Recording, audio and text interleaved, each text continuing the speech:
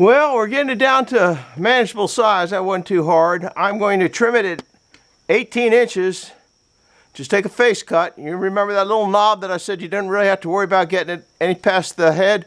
It's up at the top back. So now that's going to get trimmed off if plan goes according to plan. And then I'm going to pull 3.5 inches, which will give me a 3¼ inch bench. These benches, as you recall, if you make it this far, for the Hope event. So if you want one of these benches and you're close to the Hope event, come down and you can have it for whatever donation you give to it. I normally sell these for the smaller ones, 20 bucks. Then you get up to these wider ones, because this one down here, I think that bottom one's 22 inches wide. That one there looks, I don't know, 20 inches wide. This one coming off here is going to be, I think, 18 inches wide. So, like I said, I usually get, well, I sold just about out up at the Steam Show for 20 bucks a pop, but those were smaller ones. These are a little bit bigger. So if you want a bench, stop on by. Leave me a comment if you want a bench, and maybe I'll meet you there. And anyhow, put your ears back in. We're going to make another bench.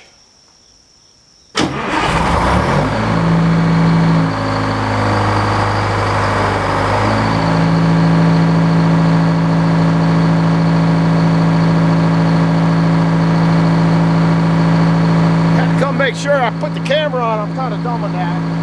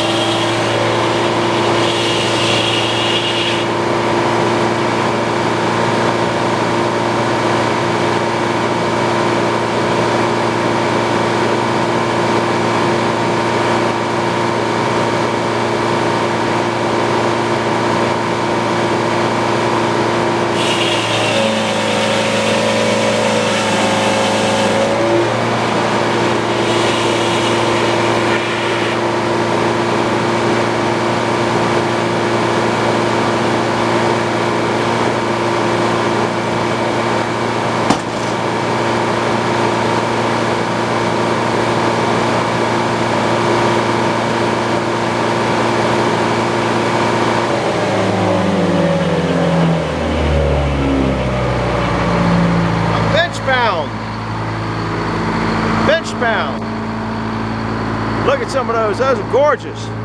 That's what they call rainbow poplar there. That's eyeball poplar. That's where, I guess that's where that hole is. Or maybe it's a cat face poplar. I'll bring you back in a minute. I'm going to turn it down and we're just going to saw them out. So I got to get these out of the way. Be back in a bit.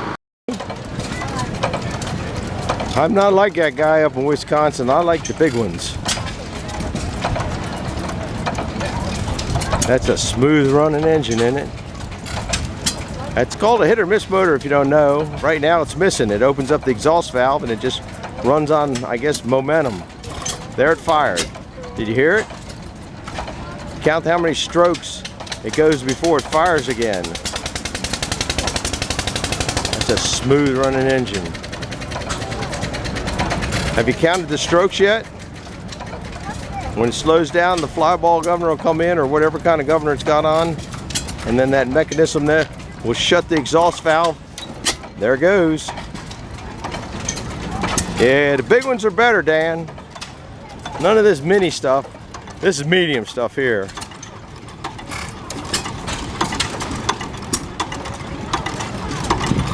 They used to run these everywhere.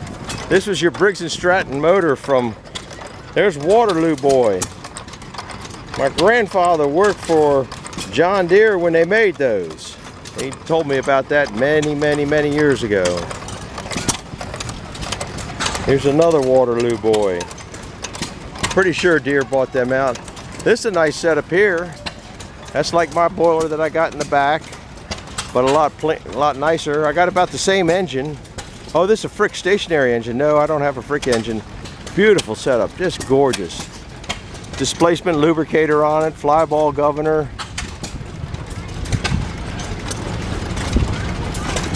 Isn't that nice? Absolutely gorgeous. Another engine down there. There's a bunch of engines over there. We're going for the big ones. We're going for the big ones. Or one little Maytag motor. There used to be a guy that had 20 or 30 Maytags up here. I kind of don't think he comes to the shows anymore.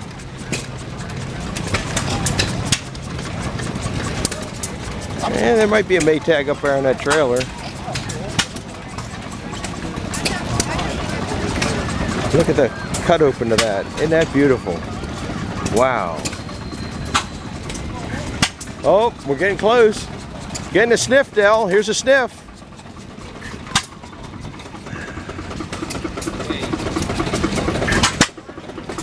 I don't see your engine here, Del. There's a big one up there.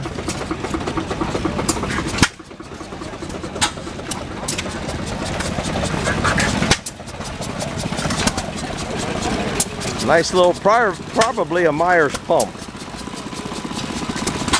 Pumping really good. Look at all the engines back there. I got a million of those tags at home. We used to come to shows all the time. Oh, it's too bad that one isn't running. There we go, Dan. The big ones matter.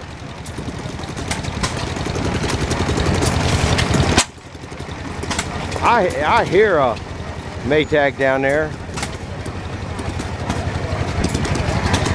I swear I hear a Maytag down there. We're gonna go look for it. Look at the generator on the back of that. Fairbanks Morse generator. Look at all the engines and stuff in the back. That's kind of neat. Check that out. Nice steam engine. Real good looking steam engine. You guys know I like steam engines. That's pretty interesting there too. Oh, look at that. Got a Babcock boiler. Look at all the little engines. That's a nice setup. He come down from Glen Rock, PA. I just went through Glen Rock yesterday. There's his water supply up there. Real nice setup.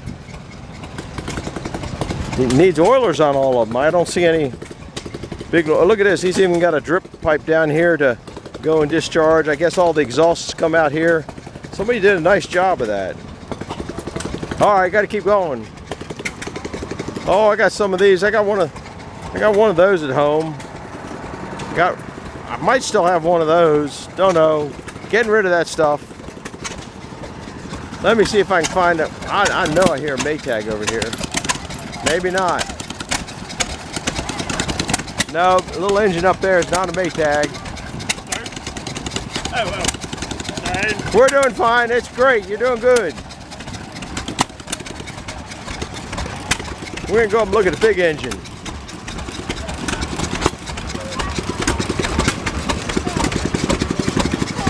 That's what I heard. There's a Maytag tucked underneath there.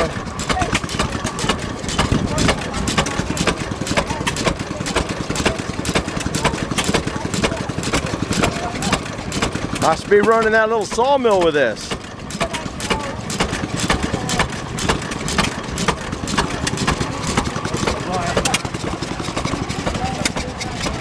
They used to have a big twin-cylinder Fairbanks here. There's another old Jeep. I gotta go take a look at that.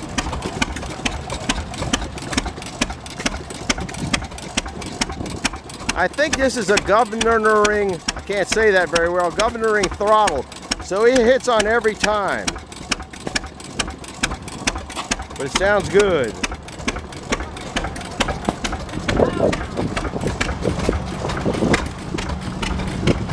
Wonder what happened to those big engines they had down here. Little buzzsaw on the end of it. We finally made it to that crane. And I guess somebody was trying to steal the tractor. They put it out of their reach.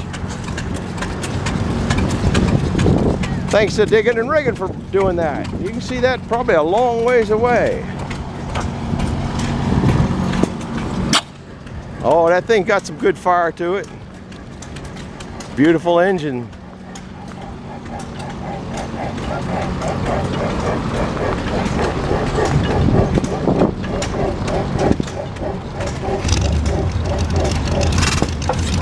There you go, it hit. How many times? Count it, guys. I bet it goes 20. I bet you know how many it goes in between hits, don't you? To tell you the truth, this is the longest it's ran in 70 or 80 years. It's been sitting for, it was restored. It ran about 10 minutes and it's set for 20 years. Is that right? That's a smooth running, nice engine. Surprisingly. Got an old wooden pulley on her too. Surprisingly, it's running as nice as it is. What kind of engine is it? Stover. Okay. It's older Stovers. Not the special, just the basics. You know, it's all it needs. You know? I like the big engines. They're just, something about them are really good. You know, it's just nice and smooth, and you know, it's not a whole lot of anything. You know, wheels are just big enough. You never have a computer failure either, do you? What's that? Never have a computer failure either, do you? All right, let's go down and look at this Jeep. Gotta look at a Jeep, right? What is it? How old is it? Anybody know? Looks like it's got some pretty good springs on it. Pretty good springs. For sale. That's what I need is another Jeep. I'm guessing it's 67 because it's got a 67 tag on it. Wouldn't the wife love me coming home with this? I don't know whether it's had a little bit of body putty in it, but overall it doesn't look too bad. Some repairs here and there. Got the gas tank on the side, so you know. I don't know whether it's a 4-cylinder or a 6. No, I'm not coming home with it. Got enough of them. Wouldn't mind finding my old one, my old 65. Somebody did some hocus pocus on that back tailgate. It's a nice little engine. Little 2-cylinder engine. Well, from the looks of the gravel behind this engine, it was running. Saturday they should all be running. Doesn't look like it's going to rust though. I wonder if this is a diesel. I bet this is a diesel. I'll bet it's a diesel. I'm not real smart on this kind of stuff. But I bet, well, that's got a magneto on it, but this doesn't have a magneto on it. I bet this one's a diesel. I'm guessing this one here is a gas. Well, it says pretty sure it's gas Dutes. Okay. Now I got an old Dutes at home I just got. Oh, we're getting close. Dell, there's one of them things down there.